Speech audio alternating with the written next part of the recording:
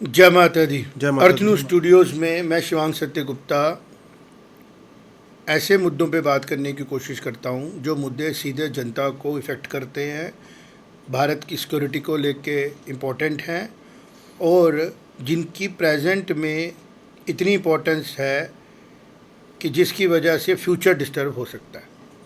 बात करनी ज़रूरी है जम्मू कश्मीर यूटी के लोगों के सेल्फ डिफेंस के राइट की। तो मेरे साथ रवि शांडू हैं, एक कश्मीरी पंडित हैं, ज़रा गहरे तरीके से समझ सकते हैं कि राइट टू सेल्फ डिफेंस क्या मायने रखता है उस कम्युनिटी के लिए जो वनरेबल हो। और उसके साथ मेरे साथ हैं अखिल गुप्ता, सीनियर जर्नलिस्ट हैं और अर्थ न्यूज़ के अंदर न्यूज़ एडिटर हैं।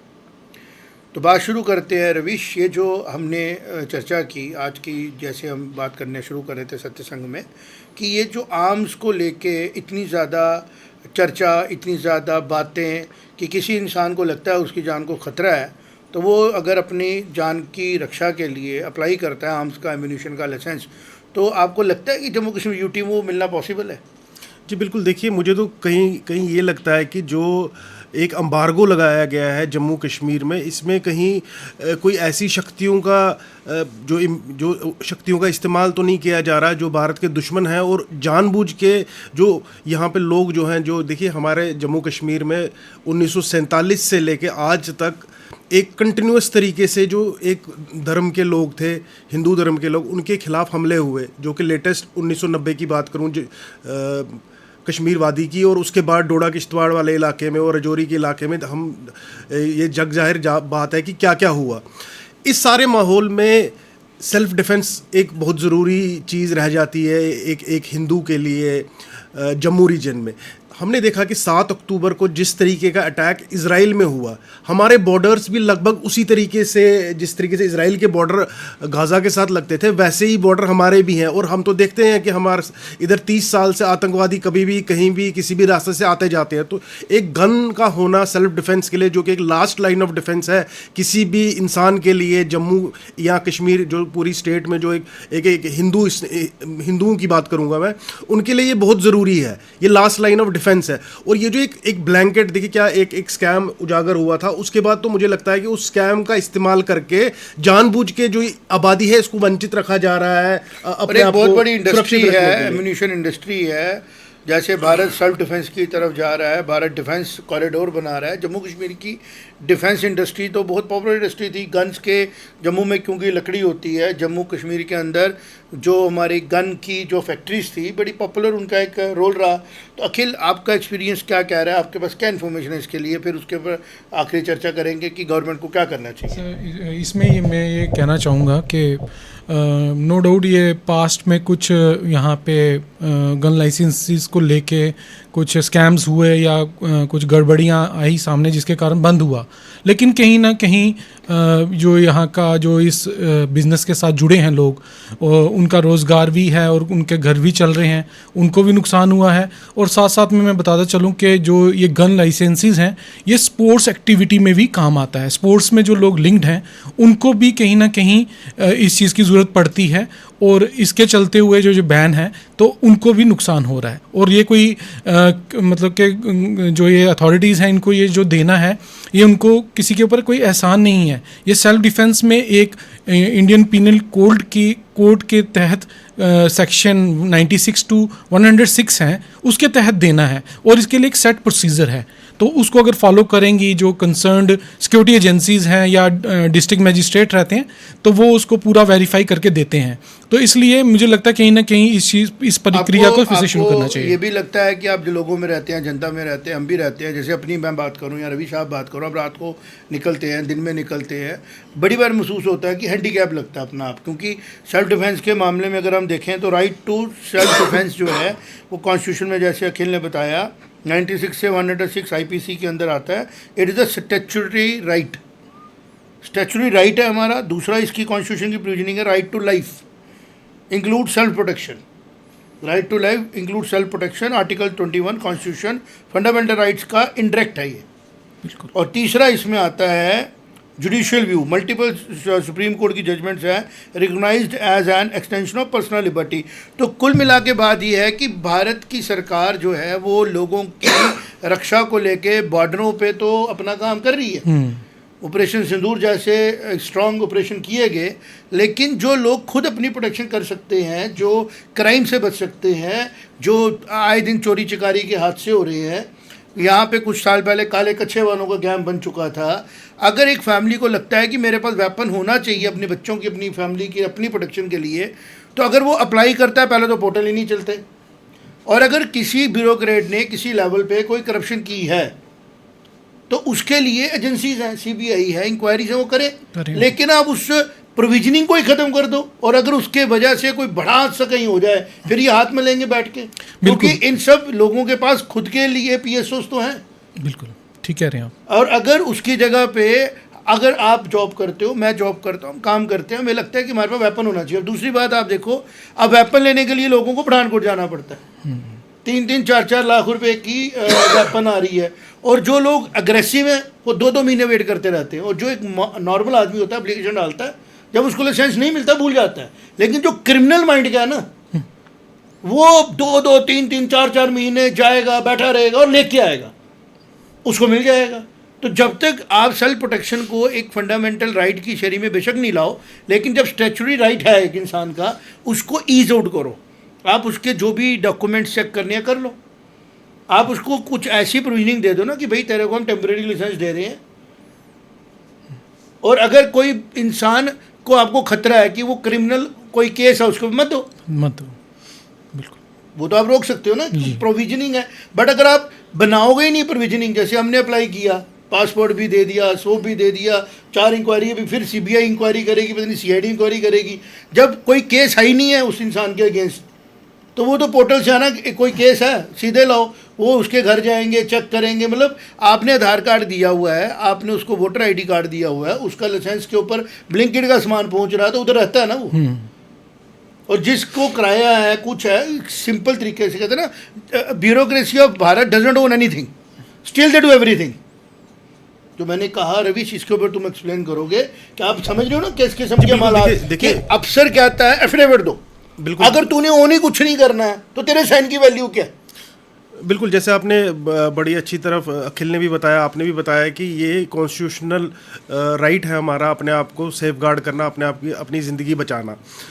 लेकिन देखिए ये चीज़ रेस्ट ऑफ इंडिया के लिए, एक नॉर्मल इलाके के लिए जहाँ पर आदमी ने चोर से बचना है, हम एक ऐसे इलाके में रहते हैं जहाँ पर सिर्फ 20 किलोमीटर आगे, हमारे यहाँ से सिर्फ 20 किलोमीटर आगे बॉर्डर है, और बॉर्डर के आगे 2000 किलोमीटर तक वो लोग हैं जिन्होंने गजवाए हिंद करना है, उन्होंने कस्में खाई हुई है अरब से आने वाले, उन्होंने नहीं, पाकिस्तान की बात कर रहा हूँ मैं, पाकिस्तान और वहाँ पे देखो क्या बन गए हैं दुश्मन हमारे इधर आतंकी। हमने देखा कि देखिए क्या हुआ, 2001 में वीडीसी बनी, ठीक है, वीडीसी को सेकंड वर्ल्ड वॉर की बंदूक दी गई, उसके पास लाइसेंस थे ही नहीं, बड़ी मुश्किल से लाया। बिल्कुल, मैं कह रहा हूँ कि बंदूक भी देखिए कैसी दी गई, सेकंड वर्ल्ड वॉर की 303, बिल्कुल बकवास, सामने वाले के पास AK-47 थी। लेकिन आप बड़े बड़े आर्मी अफसरों से भी पूछेंगे, वो वीडीसी की जो भूमिका थी सारे आतंकवाद को खत्म करने में, डोडा किश्तवाड़ के इलाके में, वो बहुत बड़ी मानते हैं। मतलब अगर आप वर्ल्ड वॉर सेकंड की बंदूक भी एक आम नागरिकों को कुछ को बांटते हैं, वो AK-47 का मुकाबला भी कर सकते हैं। और मैं तो फिर कहूँगा कि जो लास्ट लाइन ऑफ डिफेंस है, जो आखिरी डिफेंस की लाइन है अगेंस्ट दिस, जो टेररिज्म की मैं बात करूंगा, वो हमारे हाथ में होना चाहिए। मुझे अपनी फैमिली की रक्षा करने का ये अधिकार होना चाहिए। आए दिन हम देखते हैं कि हमें खबरों में सुनने को मिलता है, यहाँ देसी कट्टा पकड़ा गया, यहाँ रिवॉल्वर पकड़ी गई, यहाँ शूट आउट हो गया। तो ये अगर क्रिमिनल्स के पास हथियार पहुँच रहा है इलीगली, तो उसके शिकार होने वाले इनोसेंट लोगों के पास तो लीगली वेपन होना चाहिए। अगर कल को कोई क्रिमिनल इंटरसेप्ट करता है तो हम अपने आप को बचाने के लिए we want to keep a weapon with us, उसके लिए हमारी गवर्नमेंट में कह रही है हम नहीं देंगे। देखिए मुझे ये बड़ा सीरियस मैटर है। देखिए मैं स्टार्ट ही मैंने ऐसे किया कि वो इसको ना एक बहाना बनाया जा रहा है, जो वो स्कैम हुआ, कुछ शक्तियाँ जो विरोधी एंटी नेशनलिस्ट शक्तियाँ हैं, सरकार लॉबीज़ हैं जो पाकिस्तान के लिए भी काम करती हैं, जो बड़े बड़े अफसर हमने देखा कि डीप स्टेट जिसको बोलते हैं, वो उनके लिए काम करते हो। तो मुझे तक कहीं ना कहीं ये एक कॉन्स्पिरेसी सी लग रही है कि नहीं, इनको मत देने दो बंदूक। आप समझ रहे हैं मेरी बात? और ये कितनी सीरियस बात है कि हम अपनी रक्षा भी खुद ना कर सके। इनके पास बिल्कुल ये नहीं होना चाहिए। अभी जब ऑपरेशन सिंदूर हुआ था, रात को जब शोर पड़ गया था, आपको याद होगा 9 तारीख की रात को कि घरों में हमले हो आतंकवादी, गए हैं, बिल्कुल बिल्कुल घरों में हमले हो गए हैं, जी, लोग जी। आ रहे हैं, दरवाजा मत खोलना। हाँ। हम डर गए, हमने अपने डॉग्स को खोल दिया। अब हमारी प्रोडक्शन डॉग कर रहे थे जो खुद ही वनरेबल है, एक शॉट मारेंगे खत्म हो जाएंगे। बिल्कुल। तो मैंने वो रात बड़ी दहशत वाली देखी। मैं सब लोगों से ये अपील करूंगा, इस मुद्दे को सीरियसली लेने की ज़रूरत है। अब दूसरी बात, अखिल, जो एक कहा जाता है फिलोसफिकल बात होती है कि अगर वेपन देंगे तो फिर बड़ा क्राइम बढ़ेगा। तो एक स्टडीज़ की गई हैं, जी मोस्टली वेस्टर्न कंट्रीज़ में सेल्फ डिफेंस के लिए अगर आप वेपन खरीदते हो लाइसेंस की ज़रूरत नहीं है, आप तो ऑटोमेटिक वेपन ले सकते हो। हाँ, यूएस में बिल्कुल। क्यों ले सकते हो? उसका कारण ये है कि जब पुलिस का काम है क्रिमिनल्स को डील करना, ऐसा कोई रिकॉर्ड नहीं है कि वेपन था और क्राइम बढ़ा हुआ। एक छोटी सी स्टोरी इसमें आती है कि एक गाड़ी बनाई गई ऐसी एक साइकोलॉजी चेक करने के लिए, जिस गाड़ी में खतरा ज़्यादा था, तो लोगों ने गाड़ी संभल के चलाई, एक्सीडेंट कम हुए। और एक गाड़ी बनाई गई जिसमें उन्होंने कहा कि अगर 100 की स्पीड में भी एक्सीडेंट होगा मरेगा कोई नहीं। उस गाड़ी के सबसे ज़्यादा एक्सीडेंट हुए और सबसे ज़्यादा लोग मरे। तो जो ये फेयर है ना कि यहाँ पे वेपन आम है, तो हर एक आदमी को पता है कि जो उसको मैं क्राइम करने जा रहा हूँ, हो सकता है इसके पास मेरे से अच्छा वेपन हो। बिल्कुल, ये तो डेटरेंट होता है। This is what America I'm तो saying. इसी पे बिलीव करता है। नहीं है, ये वर्ल्ड का अंदर ही है। हमारे हिंदू सनातन संस्कृति की अगर हम बात करें, कौन से देवी देवता जिनके पास सेल्फ डिफेंस नहीं है? भगवान शिव त्रिशूल लेके बैठे हुए हैं, है ना? और विष्णु भगवान चक्र लेके बैठे हुए हैं। राम भगवान जी, अब दिवाली परसों हम सेलिब्रेट करेंगे तो धनुषवान है।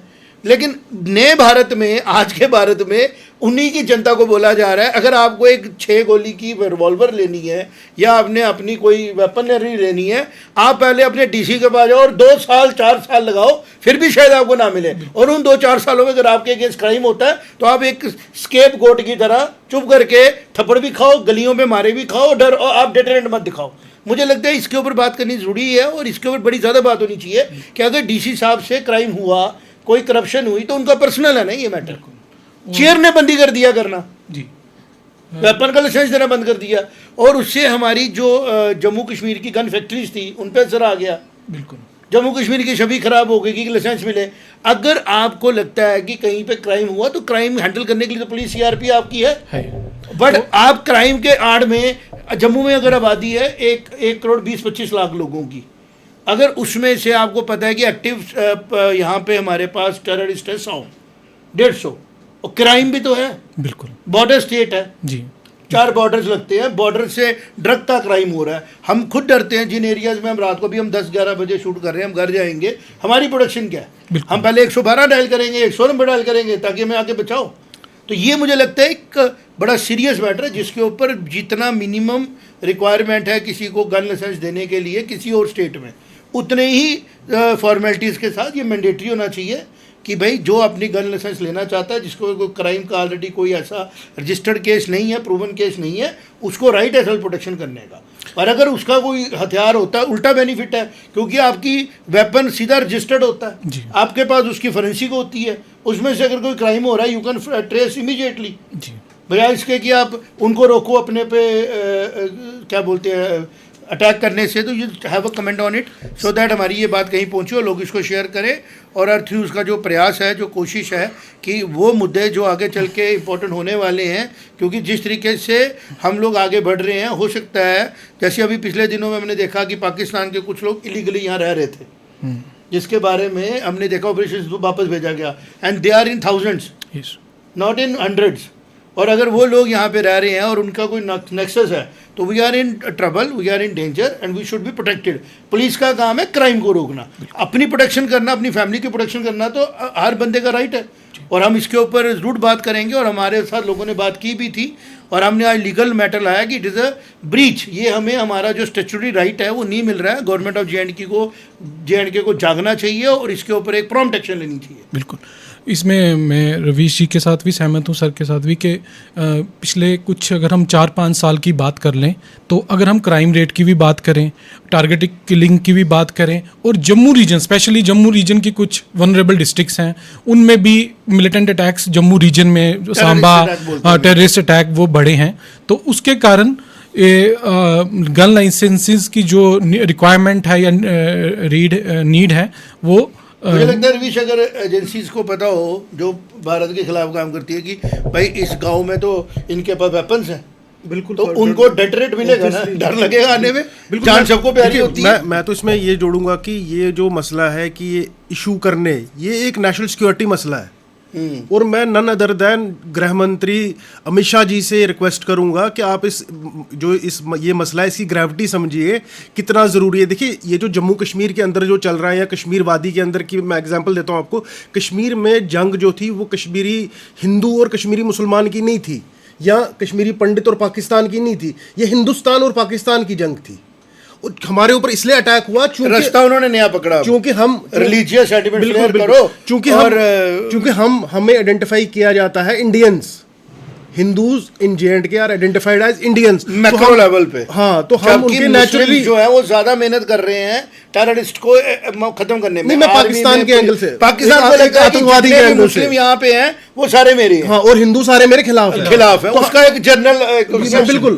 सेटिंग हुई है, सेट्स बनाए हुए हैं। बिल्कुल। लेकिन उसको ये नहीं पता है कि एक्चुअल में जो जम्मू कश्मीर के अंदर 70 से 80% पॉपुलेशन मुस्लिम्स की है, वही J&K को प्रोटेक्ट भी कर रहे हैं। वही पुलिस में भी है, वही CRPF में भी है। लेकिन यहाँ पे पॉइंट ये है कि हर एक को राइट है, एक छोटे बच्चे को भी राइट है। स्कूल के मैडम थप्पड़ मारती है, उसको राइट है। हम स्कूल के चलाते हैं, राइट है भाई, इसको मार नहीं सकते। तो भाई हम सड़क पे हमें कोई भी मार सकता है, क्योंकि हमारे पास तो हथियार है ही नहीं। देखिए, जो I have right to apply for licence, और इसको बंद नहीं करना चाहिए। इसको एक इम्पोर्टेंट सर्विस के तौर पे J&K गवर्नमेंट को लेना चाहिए। और उससे दो चीज़ें होंगी। एक तो ऐसा तो नहीं हम कह रहे कि आप हर एक को दे दो, हम रिक्वेस्ट ये कर रहे हैं कि जिनके खिलाफ कोई ऐसा मामला आपके पास नहीं है, उनको आप लाइसेंस की परमिशन दें, ताकि वो अपने साथ एक ऐसा कोई वेपन कैरी कर सके जो वेपन उसको कभी भी लाइफ को प्रोटेक्ट करने में हेल्प करे। और उसके लिए वो रिस्पॉन्सिबल है। इलेक्शन के पहले आप कहते हैं सरेंडर करा दो। ये सारी चीज़ें जो है ना, इससे ग्रो अप होने की ज़रूरत है। एक तरफ हम जा रहे हैं विकसित भारत बनने की तरफ, दूसरी तरफ जो विकसित हो चुकी हैं कंट्री हैं, वहाँ पे तो वेपन लाइसेंस को आप रोक ही नहीं सकते हो। आप उसको रोक ही नहीं सकते हो, क्योंकि उसको पता है कि अगर हम लोग सारी चीज़ें पुलिस ही करती रहेगी तो आम आदमी तो डिपेंडेंट हो जाएंगे। तो पुलिस का काम है क्राइम के रोकना, क्राइम के पहले एक डेटरेंट बना के रखना। हमें सेल्फ डिफेंस का राइट है ना। उसके लिए मुझे लगता है कि जो बैन किया गया है, या अभी खोला भी गया था LG सरकार के द्वारा, लेकिन वो खोलने का कोई फ़ायदा नहीं हुआ। उसका कारण ये हुआ कि खोला गया, लेकिन पोर्टल कितना कॉम्प्लिकेट, तूने फॉर्म भरा? बिल्कुल, वो भर पाया तुम? 32 टाइप के तो डॉक्यूमेंट मांगे थे, वो भी कंपाइल किए, लेकिन नहीं, क्रिमिनल ने कुछ नहीं लेना, चल नहीं रहा। मतलब जिसने हमें मारना है उसने कुछ नहीं लेना किसी से, और उसको ढूंढना भी मुश्किल होगा गवर्नमेंट की, हमारी जो पुलिस के द्वारा। लेकिन जिसने बचना उसको पहले 32 सवाल को जवाब देना है कि तू बचना क्यों चाहता है भाई। ये तो वही बात हुई कि अगर आपको लीगली लाइसेंस लेना है तो प्रोसीजर इतना टफ है, और अगर आपने इलीगल मीन से लेना है तो आप आराम से ले सकते हो। कहीं ना कहीं ये बैन इसीलिए गलत चीज़ सेट हो रही है ना, गलत चीज़ सेट हो रही है। हमें अपने सिटीजन्स को राइट देना है कि वो खुद को पढ़ा भी सकते हैं, लिखा भी, जान भी बचा सकते हैं। लिबर्टी टू है ना उसकी। तो आज की डेट में हम तीनों लोग बैठे, हमारे पास लाइसेंस नहीं है, वेपन ही नहीं है। तो इसका मतलब कल को कोई भी आदमी हम में से किसी भी आदमी को हर्ट कर सकता है, चाहे उस पर इलीगल लाइसेंस हो। तो अगर हम जाएँ जनाब हमें DC साहब लाइसेंस दो, तो वो बोलेंगे भाई जी मैं तो नहीं दे सकता, 32 फॉर्मेलिटी पूरी करो। और फिर इसका मतलब है कि क्रिमिनल्स को एक किस्म की सपोर्ट है कि आप क्राइम करें, क्योंकि उन घरों में आपको कोई ऐसा डेटरेंट नहीं मिलेगा जो आपको रोकेगा क्राइम करने से। इस बारे में बात की हमने, चर्चा की। रवि शांडू और अखिल गुप्ता हमारे साथ थे।